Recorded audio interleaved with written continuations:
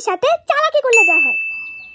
ওরে বউ শুন না, রান্না বসাইছি, একটাও জিরা নাই গা। একটু জানা দোকান থেকে জিরাটা একটু আয়নাতে জানা। কি এই গরমের মধ্যে দোকান যাওয়া সম্ভব না বাবা, কিছু একটা বলে দিই।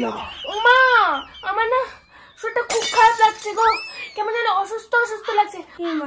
আমার তুমি একটা কাজ করো, তুমি জিরে ছাড়াই রান্না করো, আমরা দোকান যেতে পারবো না। কি আর বলি, অনিয়ম করবি ভুক, তাহলে জিরা ছাড়াই রান্দিগা।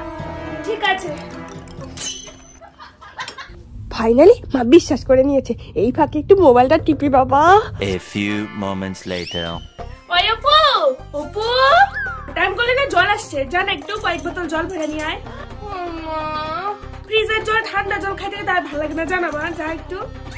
মা বললাম না তোমাকে আমার শরীরটা ভালো লাগছে না, তুমি একটু ভরে নাও না।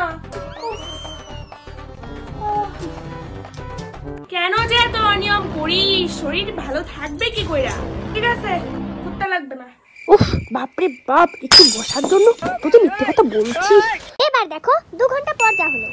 উফ কি খিদে পেয়ে গেছে, মা খেতে ডাকছে না কেন? মা হ্যাঁ বল, ডাকছিলি? রান্না করছো? হ্যাঁ রান্না করছি তো। কি রান্না করছো? পোলাও আর মটর পনির। ও মাই গড, পোলাও। ওমা চলো চলো খাবো। খাবি মানে? তোর তো শরীর ভালো না, তাই তোর জন্য পাতলা করে মুসুরির ডাল আর আলু ভাজি, চল ওটা দিয়ে ভাত খাবি। ডাল আর আলু ভাজা? তোমার চালাকি আমি কিছু বুঝি না, না কাজ করতে বলে তোমার শরীর খারাপ আর খাওয়ার বেলায় তোমার শরীর খারাপ থাকে না, ওইটাই খাবি তুই আজকে। ই রাম, মা সব ধরে ফেলছে। মায়ে তো চালাক হয়ে গেল।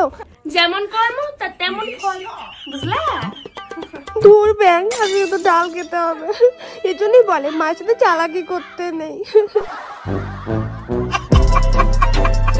প্লিজ বন্ধুরা সাবস্ক্রাইব এন্ড ফলোটা করে দিও।